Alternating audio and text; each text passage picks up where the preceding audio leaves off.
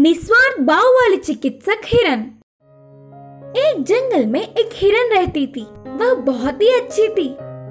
हिरन चिकित्सा करना सीखकर उस जंगल के सारे जानवरों का उपचार करती थी। उसके पास तरह तरह के पशु पक्षियाँ आकर उनके अस्वस्थ सेहत का वर्णन करके दवा लेके चले जाते। वैसे भी हिरन के दयालु होने के कारण से वह जानवर साधारण है या क्रूर, बिना किसी फर्क के सबकी चिकित्सा करती थी। उस हिरन का हाथी बहुत अच्छा दोस्त था। खाली समय में वे दोनों मजे से गपशप करते हुए पूरे जंगल में घूमते थे। वह हाथी कभी कभी कहता था कि दोस्त, क्रूर जानवरों का चिकित्सा करना खतरा होगा, इसीलिए उनसे पहले से ही दूर रहोगे तो अच्छा होगा। बोलते हुए हिरन को चेतावनी देता था। फिर भी दयालु हिरन हाथी के बातों को अनसुना करती थी। एक दिन जंगल के चालाक लोमड़ी को खतरे से बहुत ज्यादा चोट लगी। यह पता चलते ही हिरन हाथी के बातों को ना सुनते हुए हिरन लोमड़ी के पास जाकर चिकित्सा करने लगी। लोमड़ी के सारे घाव भरकर वह अच्छे से घूमने तक हिरन ने उसका उपचार किया। ऐसे रोज रोज उसकी चिकित्सा करने पर लोमड़ी हिरन से दोस्ती करने लगी और उसके लिए जरूरतमंद फल और चीजें लाकर देती। लोमड़ी के उस पर दया देना देख हिरन ने उसे अपना बहुत अच्छा दोस्त माना। ऐसे कुछ दिनों तक अच्छी बनने का नाटक करने वाली लोमड़ी बाद में उसकी चालाकी दिखाने लगी। उसके प्राण बचाने वाली हिरन को लोमड़ी धन्यवाद तक ना देते हुए एकदम झाड़ी और बल होने वाली हिरन की मांस पर लालच करने लगी। एक दिन लोमड़ी ने हिरन से मिलकर कहा, दोस्त, तुम्हारे जैसे अच्छों से दोस्ती करना हो तो मुझे बहुत पुण्य करने होंगे। कितना को भी प्राण दान करने वाले तुम्हारे जैसे भले और पुण्यात्मा इस धरती पर बहुत कम होंगे। मेरा प्यारा दोस्त भाग 4-5 दिन से अस्वस्थ है। रोज रोज उसकी हालत और बिगड़ती जा रही है। उसे देख मुझे बहुत पीड़ा हो रही है। मेरा दोस्त नाम के लिए तो क्रूर जानवर है। क्रूर जानवर होने पर भी वह बहुत शांत स्वभाव का है। उसको भी प्राण दान करके इस पुण्य का काम करो ना। तब हिरन के दया करके मानने पर तुरंत लोमड़ी हिरन को बाघ के पास ले गई। देखने पर तो बाघ पूरा स्वस्थ था, लेकिन हिरन को देख बीमारी का नाटक करने लगा। हिरन को शक आया। उसकी चिकित्सा की सेवा में अपने प्राणों का भी बिना कुछ सोचे बाघ के नजदीक जा रही थी। उसके नजदीक आने से पहले ही अचानक बाघ ने हिरन पर हमला करने की कोशिश की। उससे पहले ही जंगल में रहने वाले सारे पशु पक्षियाँ एक साथ आकर बाघ पर हमला करने से वह मर गया। तब तुरंत उधर से भागने की कोशिश करने वाली लोमड़ी को भी मार दिया। अचानक घटी हुई इस घटना से हिरन बहुत चौंक गई। बाघ बीमार है करके उसकी चिकित्सा के लिए तुम्हें ले जाने वाली लोमड़ी की बात मैंने पीछे से सुन लिया था। लोमड़ी पहले से ही चालाक और लालची है, इसीलिए मुझे कुछ तो गलत लग रहा था, तो मुझे शक आया और तुरंत जाकर सबको बताने पर सब आ गए। हाथी ने कहा। उसकी निस्वार्थ भाव वाली चिकित्सक सेवा से सारे पशु पक्षियों का प्यार हिरन ने कमाया। उसकी भलाई ने ही उसकी रक्षा की। इस कहानी की शिक्षा है कि बुरों की सेवा करना हमारे लिए मुसीबत बनेगा। चींटी की मदद। एक गांव में एक बूढ़ी अम्मा रहती थी। कोई भी उसके साथ नहीं रहता था। वो अपने झोपड़े में ही रहती थी और अपना काम खुद ही करती थी। वो जंगल से सूखी लकड़ियां चुनकर लाती थी और मजे से खाना बनाकर आराम से खाती थी। कुछ दिन बाद वो बीमार हो गई। कोई उसके पास देखभाल करने वाला नहीं था, जिससे वो बहुत कमजोर हो गई। उस झोपड़े में हर बार एक चींटी आया करती थी। अपने खाने की तलाश में वो यहाँ वहाँ ढूंढती थी। उसकी नजर तभी बूढ़ी अम्मा पर पड़ी। वो कहने लगी, ओहो, बूढ़ी अम्मा तो बीमार होकर बिस्तर पर पड़ी है। इसकी देखभाल करने के लिए भी कोई नहीं है। कितनी कमजोर हो गई है। एक समय वो सबका ध्यान रखती थी। वो गुजरे समय को याद करने लगी। वो बूढ़ी अम्मा जब सब बच्चों और उनके बच्चों के लिए खाना बनाती, उनकी मनपसंद मिठाई बनाती और उनका ख्याल रखती थी। कभी कभी जब बच्चे मिठाई खाकर गिरा देते तो ये चींटी उन टुकड़ों को उठाकर अपने घर ले जाती थी। ये देखकर पोता अपनी दादी से कहने लगा कि दादी अम्मा देखो, ये चींटी हमारे घर से चोरी कर रही है। तब उसकी दादी ने उसे समझाया, जाने दो बेटा, वो चोरी नहीं कर रही है। इस खाने पर उसका भी हक है। अगर हम जीव जंतु का ध्यान नहीं रखेंगे तो कौन रखेगा? वो पास के पेड़ पर जो बंदर रहता था उसे केला देती थी और चिड़ियों को पानी देती थी और दाना भी देती थी और शाम में पोतों को लेकर उन्हें कहानी सुनाकर सुलाती थी।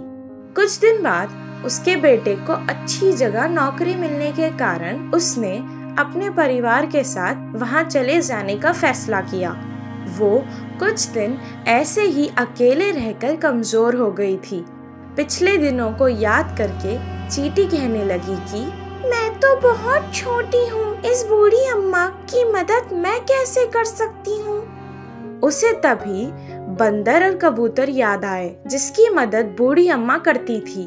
वो तुरंत उन्हें ढूंढने जंगल आ गई। जब उसे वो दोनों मिल गए तो उसने सारा हाल उन्हें सुनाया। वो भी बूढ़ी अम्मा को याद करके बहुत दुखी हुए और उन्होंने निर्णय किया कि उनकी मदद करेंगे। तीनों मिलकर जंगल से कुछ फल लेकर उनसे मिलने गए। कबूतर छोटे छोटे टुकड़े करके उसके मुंह में डालने लगी। इस तरह कुछ दिन उन तीनों ने बूढ़ी अम्मा का बहुत ख्याल रखा। बंदर ने स्वादिष्ट खाना पकाकर बूढ़ी को खिलाया। कुछ दिन में वो बूढ़ी अम्मा इनकी देखभाल से बिल्कुल ठीक हो गई। उसे स्वस्थ देखकर उन तीनों को भी बहुत खुशी हुई। मुश्किल समय पर इन तीनों ने अपनों की तरह बूढ़ी अम्मा की खिदमत करी, इसीलिए उन्होंने उनका धन्यवाद किया। पालतू बिल्ली। धर्मपुर नामक गांव में राम नाम का सौदागर रहता था। वह उस प्रांत की रुई खरीदकर अच्छा दाम आने पर बेचता था। राम सबसे हंसते हुए कुल मिल जाता था। ऊपर से उसकी बहुत अच्छी सोच भी थी। ऐसे रुई के व्यापार में बहुत कुछ कमाया।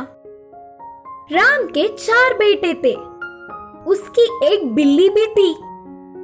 वह बिल्ली चूहों का शिकार करके रुई को बचाती थी। बढ़ती उम्र से एक बार राम की सेहत बिगड़ के वो पलंग पर ही रह गया।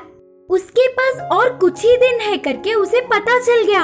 इससे राम ने अपने 4 बेटों को बुलाया और कहा, बेटो, हमारी संपत्ति और रुई के दुकान का ध्यान रखो। अपनी बुद्धि से काम लेना और मिलजुल कर आराम से रहो। इतने में उसकी पालतू बिल्ली उसके पलंग के पास आई। ये बिल्ली बहुत पहले से ही हमारे रुई को चूहों से बचा रही है। इस बिल्ली को 4 भाई बांट लेना। इसके आगे के 2 पैरों को 2 बड़े भाई और पीछे के 2 पैरों को 2 छोटे भाई बांट लो। ऐसे पूरे संपत्ति का बंटवारा करके कुछ ही दिनों में ही राम गुजर गया। पिता के बोलने के मुताबिक ही बिल्ली के 4 पैरों को 4 भाई बांटे।